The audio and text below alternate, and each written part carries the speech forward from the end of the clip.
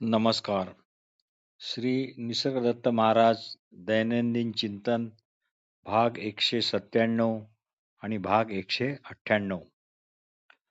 श्री निसर्गदत्त महाराज म्हणत, मी अमुक आहे, मी तमुक आहे, माझ्याजवळ हे आहे, माझ्याजवळ ते आहे, मी हे वाचलेले आहे, मी ते वाचलेले आहे, मी या सत्पुरुषाला भेटलेला हो, मी त्या सत्पुरुषाला भेटलेला हो, हे सत्पुरुष मला ओळखतात, इत्यादी इत्यादी. अशा स्वतःबद्दलच्या कल्पनांनी आपण जोपर्यंत स्वतःला फसवतो तोपर्यंत आपण संकटात असतो असे समजा. पण स्वतःबद्दलच्या संपूर्ण नकारात्मकतेमध्येच स्वतःच्या स्वरूपाचा शोध लावण्याची संधी असते. म्हणूनच श्री महाराज म्हणतात, सध्या तुम्ही जे स्वतःला जे काही समजता ते तुम्ही मुळीच नाही. ही एक आदर्श अशी शिक्षण पद्धती आहे. म्हणजे जे जे आपल्याला सध्या माहीत आहे तिथूनच सुरुवात करून जे जे आपल्याला माहीत नाही तिथपर्यंत जाणे यालाच आदर्श शिक्षण पद्धती असे म्हणतात. श्री निसर्गदत्त महाराज म्हणूनच स्वतःविषयीच्या नकारात्मतेवरच जास्त भर देतात. जेवढा भर स्वस्वरूप ज्ञानावर देत नाही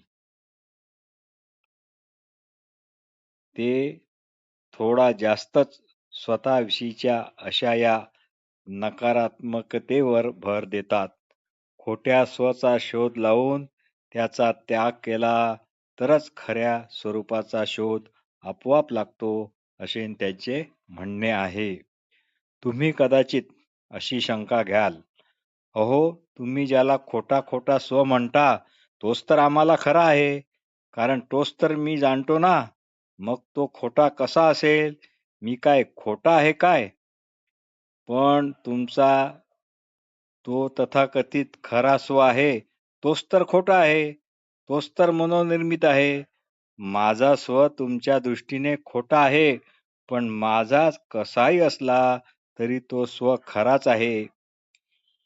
या आरोपावर महाराजांचे म्हणणे असे की हे बघा, प्रत्यक्ष दिसणारे खरंच असते असे नाही. स्मृतीवर, आठवणीवर, संवेदनांवर, अनुभवाने आकारलेला, वाटेल तेव्हा बदलणारा असा जो तुम्ही नकली सातत्य देणारा मी नावाचा भ्रम पाळला आहे, त्याची जात काय आहे हे तपासून पाहण्याची कधी तुम्ही दक्षता किंवा जिज्ञासा किंवा साधी उत्सुकता ती पण कधी दाखवली नाही. तुम्ही तुमच्याच भ्रमाने असणाऱ्या व्यक्तित्वात घडून गेल्यामुळे तुम्हाला तुमच्या अस्तित्वाची विराट व्याप्ती कळली आहे हे कळत नाही. किती आहे, व्याप्ती किती आहे हे कळत नाही. तुम्ही स्वप्नातही तुमच्या अशा मूळच्या स्थितीची कल्पना केली नसेल.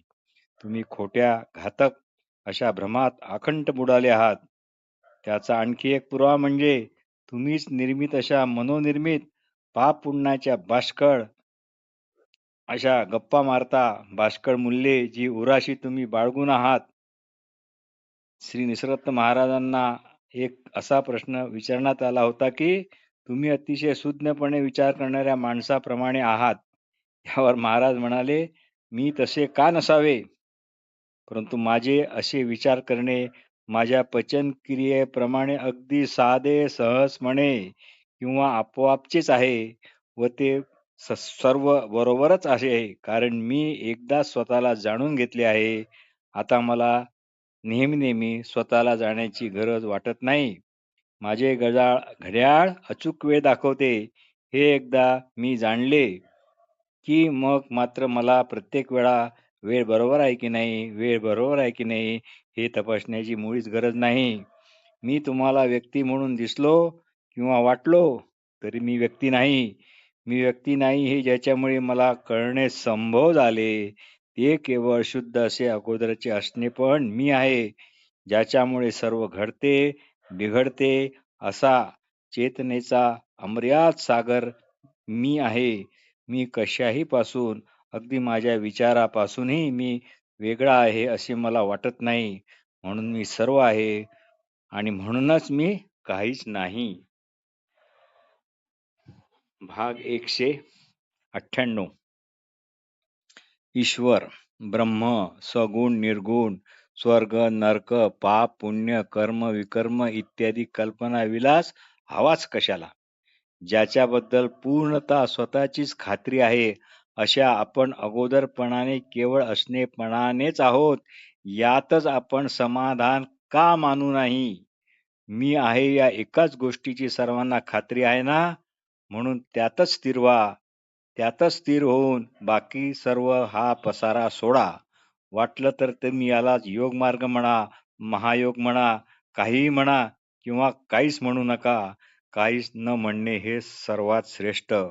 अशा प्रकारे तुमच्यातील या सत्याकडे लक्ष पुरवा. मगच ते प्रगट असलेलेच प्रगट होईल.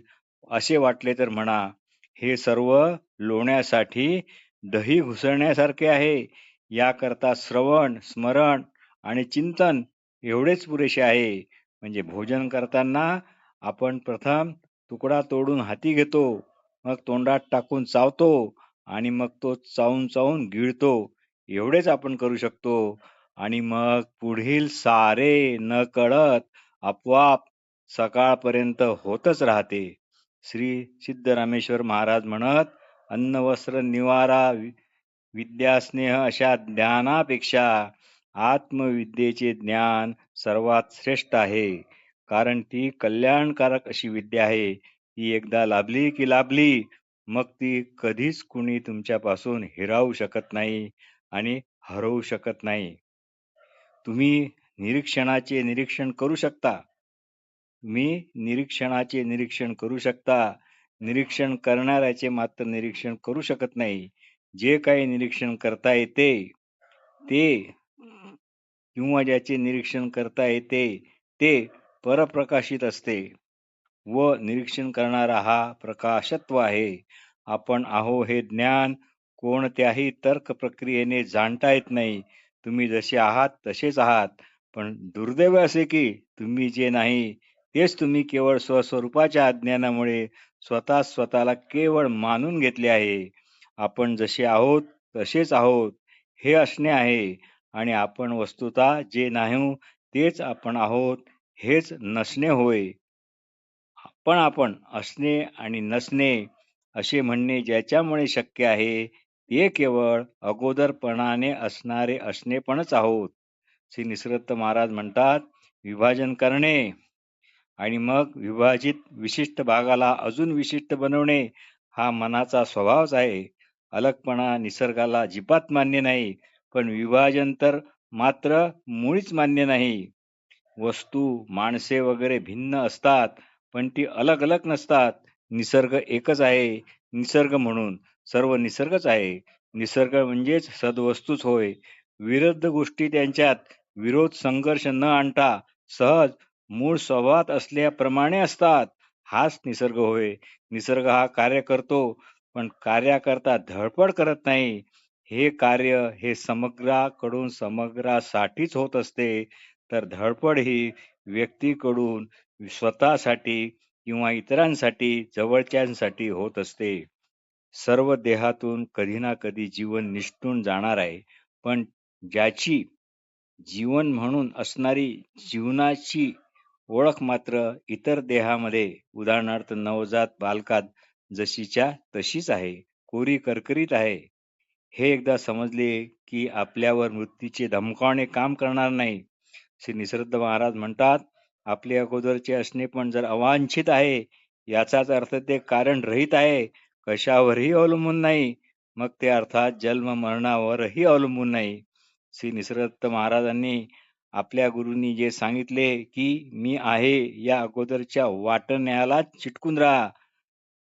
त्यांना काही शंका कुशंका न घेता गुरु आज्ञा म्हणून महाराजांनी त्यांचे आयुष्यभर पालन केले आणि ते निसर्गदत्त महाराज या पदापर्यंत पोहोचले.